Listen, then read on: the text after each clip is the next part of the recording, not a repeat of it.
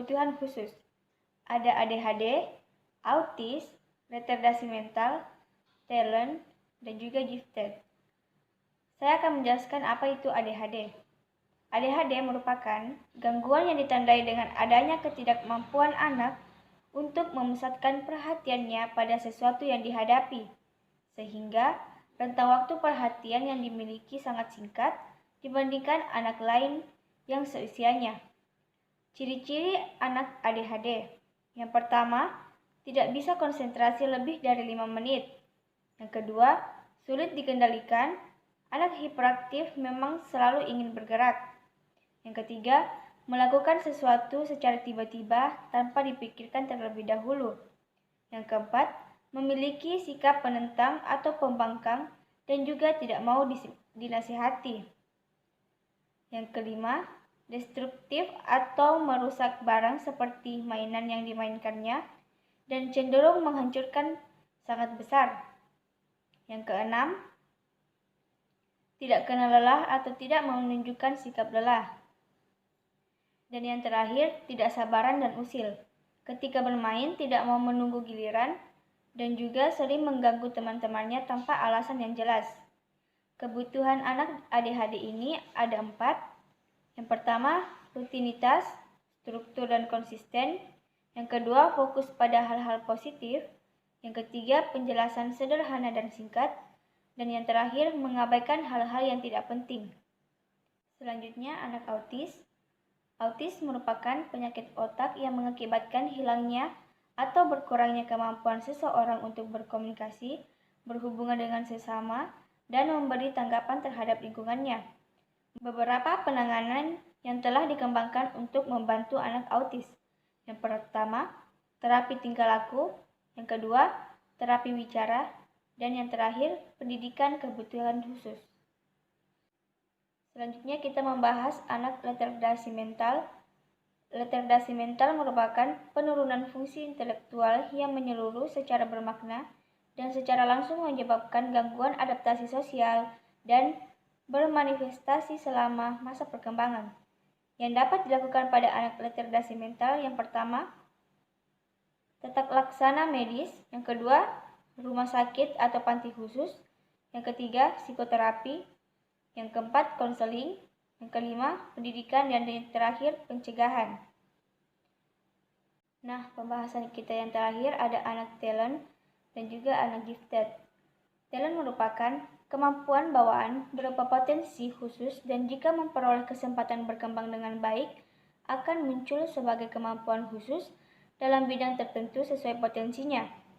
Bakat khusus merupakan penonjolan pada suatu bidang tertentu dari suatu individu yang dibawa sejak lahir atau secara umum disebut berarti kecakapan khusus yang bersifat non-intelektif. Sedangkan gifted merupakan anak yang memiliki bakat, memiliki kemampuan yang luar biasa pada hampir semua bidang maupun bidang-bidang tertentu. Kreativitasnya tinggi dan sangat bertanggung jawab pada tugas. Ciri-ciri anak gifted yang pertama, anak berbakat tetapi menampakkan kesulitan belajar di sekolah, rendahnya prestasi belajar, konsep diri yang lemah, tidak adanya motivasi, dan cenderung malas. Yang kedua, anak yang memahami kesulitan belajar terkadang perbuatannya menjengkelkan, terutama pada yang belum mengenalnya. Dan yang terakhir, anak gifted ini memiliki sosial dan emosional yang relatif konsekuen untuk diperlihatkan. Ia tergolong eksepsional student dalam kesulitan belajarnya, dapat menyerap materi dengan baik, tetapi terkadang sungguh sukar mengeluarkan yang telah ia serap. Selanjutnya kita ke pembahasan selanjutnya, pemahaman anak berkebutuhan khusus sebagai individu. Anak berkebutuhan khusus adalah anak yang memerlukan penanganan khusus karena adanya gangguan perkembangan dan kelainan yang dialami anak. Peran BK dalam membangun kepercayaan diri ABK yaitu keterampilan. Seorang ABK tidak hanya diberikan pendidikan saja untuk membuat dirinya percaya diri, namun diberikan juga pengajaran keterampilan yang lain untuk membekali kemampuannya ketika berhadapan dengan masyarakat. Yang kedua, kesenian musik melalui seni bernyanyi. Kemampuan untuk dapat mengungkapkan emosi melalui musik merupakan keterampilan yang unik terhadap perasaan. Dan yang terakhir, kebutuhan anak berkelainan khusus, yaitu kebutuhan fisik dan juga kesehatan. Yang kedua, kebutuhan sosial atau emosional. Dan yang terakhir, kebutuhan pendidikan. Hak untuk penyandang kelainan ada pada ayat 1. Setiap warga negara mempunyai hak yang sama untuk memperoleh pendidikan yang bermutu. Ayat 2. Warga negara yang memiliki kelainan fisik, emosional, mental, intelektual, dan sosial berhak memperoleh pendidikan yang khusus. Ayat 4. Warga negara yang memiliki potensi kecerdasan dan bakat istimewa berhak memperoleh pendidikan khusus. Ayat kelima, setiap warga negara berhak mendapatkan kesempatan meningkatkan pendidikan sepanjang hayat. Kewajiban penyandang kelainan. Sebagai warga negara, para penyandang kelainan juga mempunyai kewajiban yang harus dipenuhi. Undang-Undang Nomor 20 Tahun 2003 tentang Sisdiknas Bab 4 Pasal 6 menetapkan bahwa pertama, setiap warga negara yang berusia 7-15 tahun wajib mengikuti pendidikan dasar. Yang kedua, setiap warga negara bertanggung jawab terhadap keberlangsungan penyelenggaraan pendidikan. Selanjutnya ada program sekolah inklusi.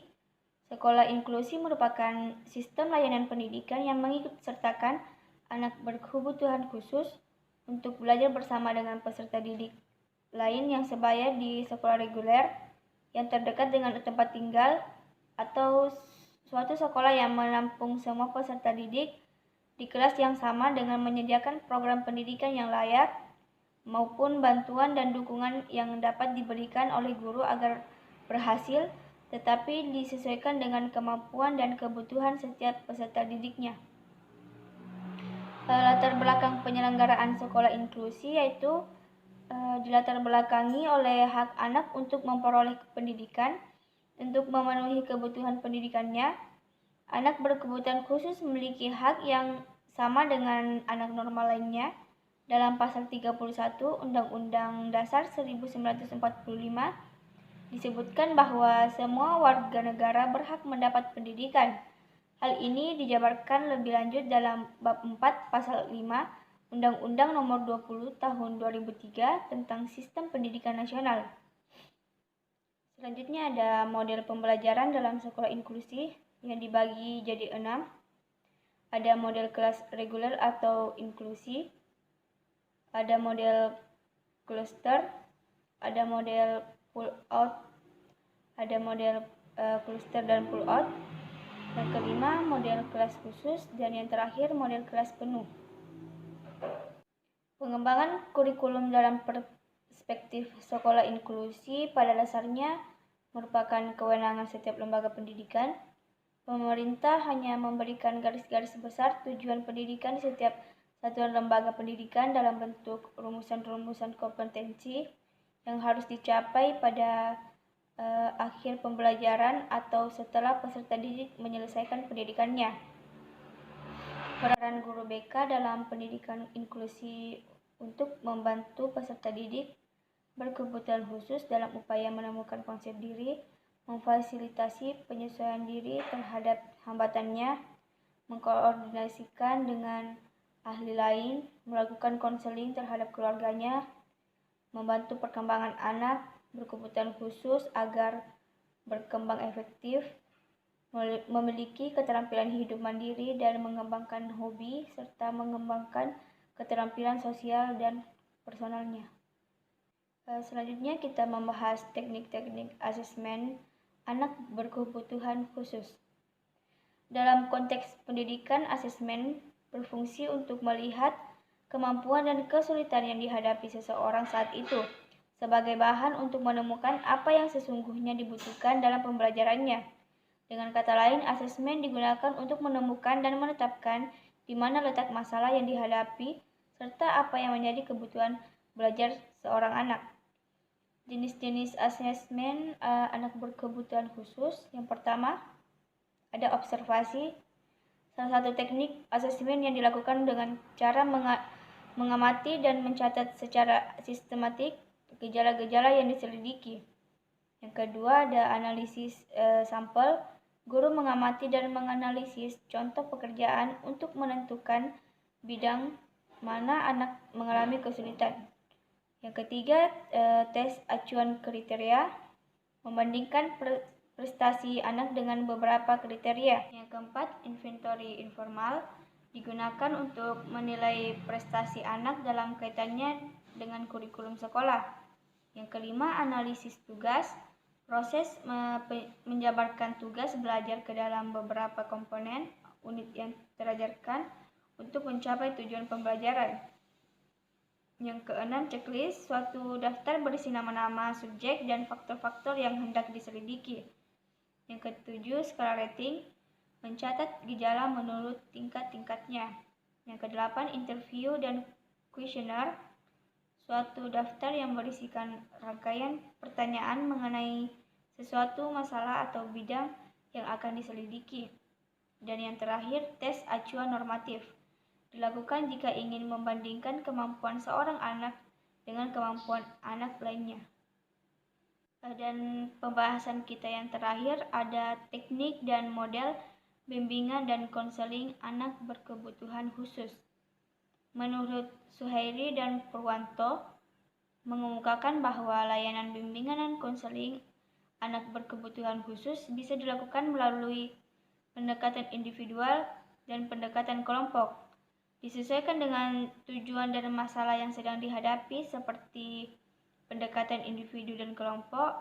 Dalam pendekatan individu, konselor berfokus pada seorang klien saja, sedangkan pendekatan kelompok, konselor menghadapi beberapa konseli sekaligus dalam waktu yang sama. Yang kedua, pendekatan behavior. Menurut Krumboltz dalam Surya, mengemukakan bahwa dalam pendekatan ini terdapat 4 metode yang dapat digunakan untuk bimbingan konseling anak berkebutuhan khusus, yaitu yang pertama, operant learning, yang kedua, quantitative learning atau social modeling, yang ketiga, cognitive learning, dan yang terakhir, emotional learning. Pendekatan yang terakhir yaitu pendekatan reality. Pendekatan ini berfokus untuk membantu siswa anak berkebutuhan khusus agar mempunyai emosi yang kuat dan rasional.